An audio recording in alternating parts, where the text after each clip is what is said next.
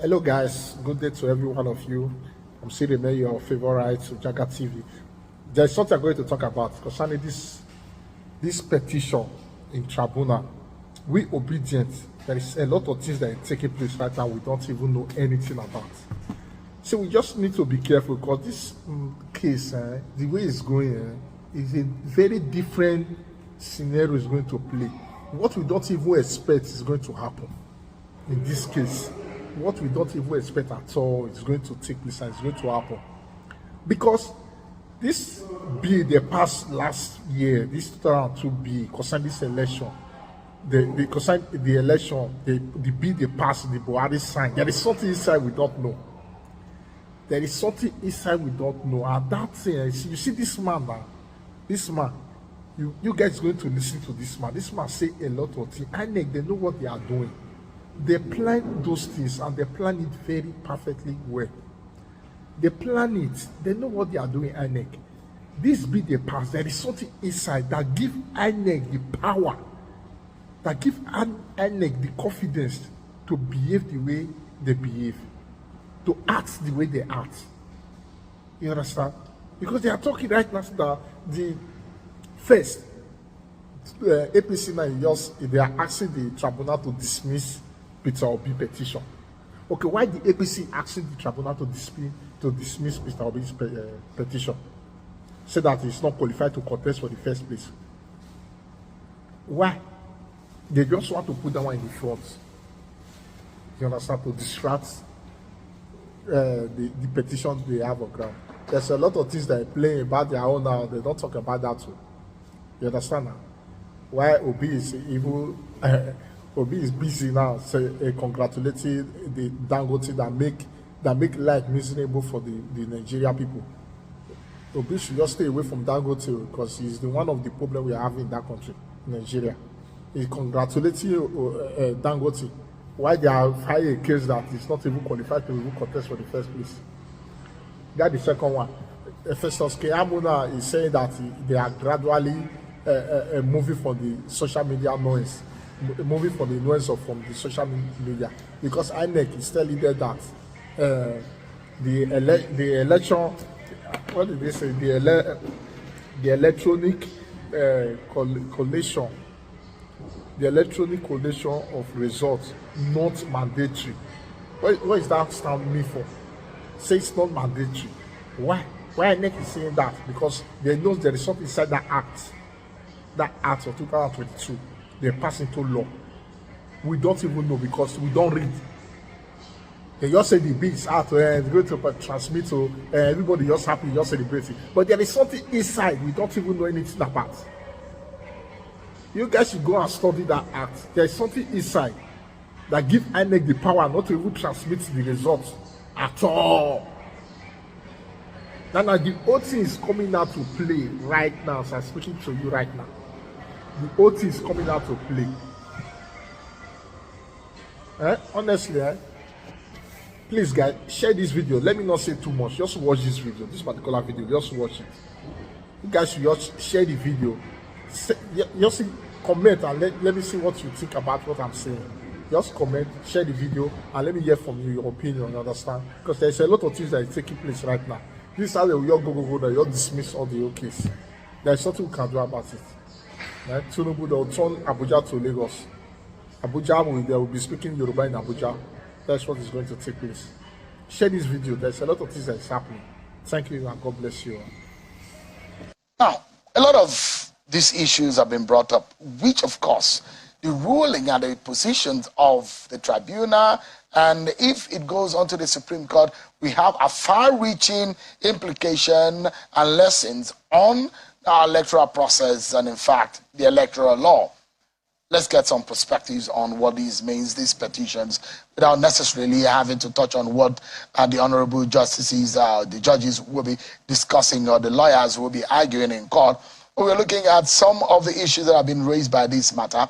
I have a very senior lawyer and also a very experienced official of the Independent National Electoral Commission. If I was a former He is the former Director of Voter Education and Publicity at INEC, Mr. Oluwole Osaze Uzi. Thank you so much, Mr. Osaze Uzi. It's good to see you again after the long... It's been a while. It's been a while. Yeah, you keep saying Director election. of Voter Education. I was also Director of Legal Services. Legal You have brought me here to But that was your last... Well, that was your last assignment. Not my first, but my last, yes. Very much. It's good. I mean, your competence is not in doubt at all. And, I mean, respect to your years of service and experience. Thank you so much indeed for taking time out to do this with us.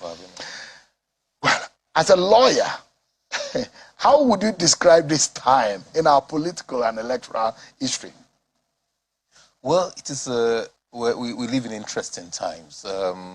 A lot of controversies were raised as a result of the conduct of the elections.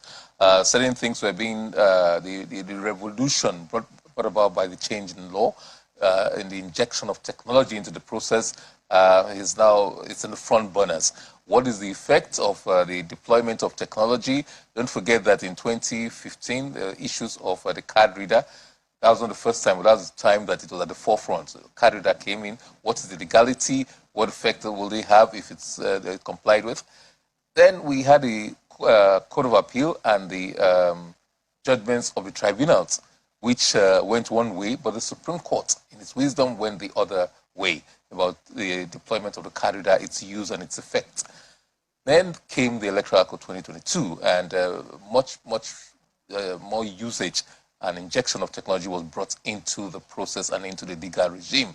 So things are new. Some of the cases that were binding on the courts and on the commission will no longer bind the commission because the law has changed. So with the changes in the law, what will be the position of compliance, non-compliance with those statutory provisions? Those are some of the issues being thrown up in these time as we go into the next phase. We've done the elections, we've done the pre-election, we've done the election stage. Now it's the post-election, is the dispute resolution mechanism by way of petition brought into the system by law. That's the stage we're at now. It's an interesting stage, isn't it? Very much. And there's a lot of pressure being put on the judiciary right now. Is it unexpected? I wouldn't say so, but not just right now. The pressure started in the pre-election stage. I think we've been here a couple of times and we told you that the last count, if I remember correctly, more than 700 pre-election cases were filed in the Federal High Court. And almost all, without exception, went on to the Court of Appeal. And there's still quite a number pending in the Supreme Court. Some have been determined. There's still quite a number pending in the Supreme Court. And in between now, we've now have the election petitions. A lot of those ones dealt with pre-election issues, intra-party issues, arising mainly out of the primaries of the political parties. So it was intra-party between the political parties themselves. Now we've gotten to a stage where it is inter-party between the winning party, if you so use that word, and then those other parties that lost out in the election. And in all of these, whether pre-election or post-election, INEC is a party, mandatory party in all these proceedings.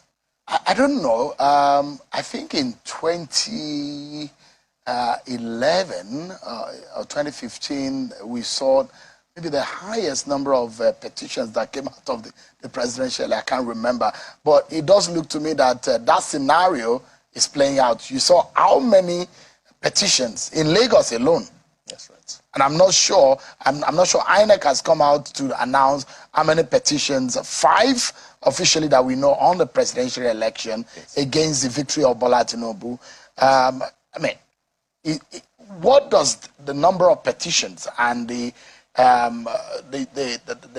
challenge? I mean, going to court. What is the implication on our electoral process? Does it have any implication?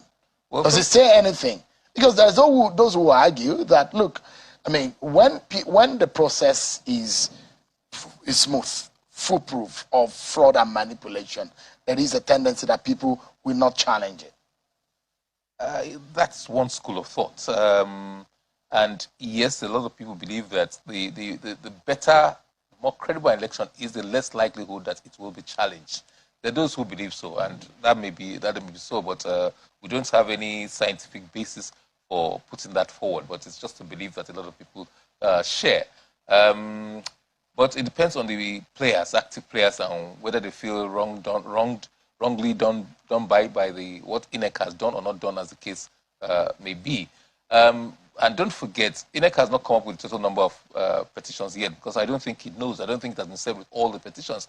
And you have to remind viewers that these are the petitions arising out of the presidential and National Assembly elections. There's still time within which the state assembly elections will also come in, and a lot, I expect a deluge in that one, a lot more. And then there's still the governorship petitions as well. So yes, it's a busy time for the tribunals, it's a busy time for the courts. Court of Appeal sitting as the presidential tribunal, sitting to hear the presidential tribunal, full complement, and then the Supreme Court will also hear the presidential election petitions arising therefrom, and also the governorship elections will ultimately end up in the Supreme Court. All of that will stop in the National Assembly, and State Assemblies will stop in the Court of Appeal.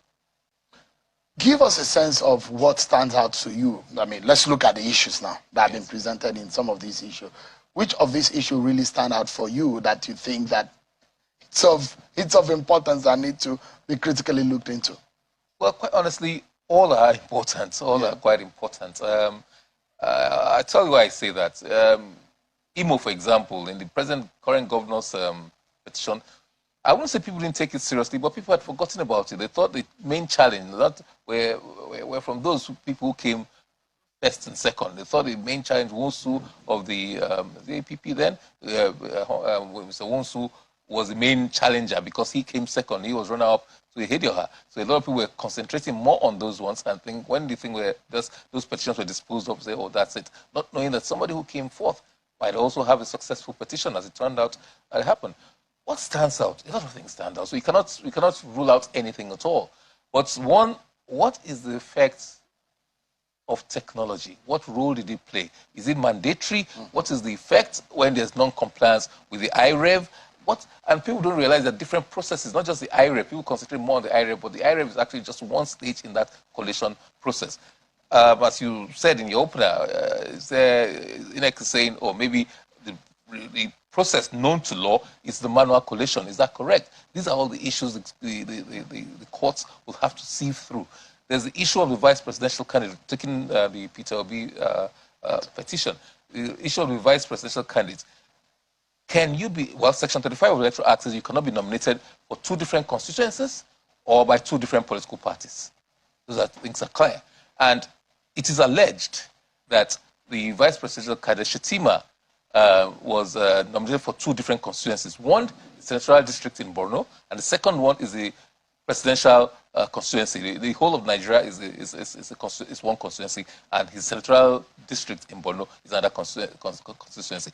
You cannot be nominated at the same time for the same election for 2 constituencies. So the issue is that the electoral law says in that area, says Section 35, it says where a candidate knowingly allows himself to be nominated by more than one political party or in more than one constituency, his nomination shall be void. So which of the, because there are 2 nominations that are involved, is it the earlier one or the latter one? It's not explicitly stated here. Yeah, there are two angles to it. One, have you been nominated by 2 political parties? That's not the allegation. That's the first one. The second one, there are 2 issues there. Second complaint is that, have you been nominated for 2 different constituencies? And from what I've seen in the media, from the petitions, they attached the nomination form as a senatorial candidate. And we also know that it was returned as a vice presidential candidate. So that is the issue the tribunal will have to sieve through. That's another very important issue. But the issue is this. I think I've seen some of the issues being canvassed, and part of the defense is this. If he withdrew before his nomination, the tribunal will now have to look at it. Does that apply or it doesn't apply? If he has withdrawn, successfully withdrew from the senatorial election, then could he be nominated for the vice presidential? Probably so. So now it's a question of proof. You cannot be nominated for both positions at the same time. So were you able to, can you show that, yes, I was nominated for the senatorial district election, but I withdrew before I submitted the form as a vice presidential candidate, not forgetting that there was a placeholder. What now has become called a placeholder. The politicians have brought it. Was there an overlap, or there was a distinction? There was a distinct time frame between his withdrawal and, again, you also have to prove that he was nominated for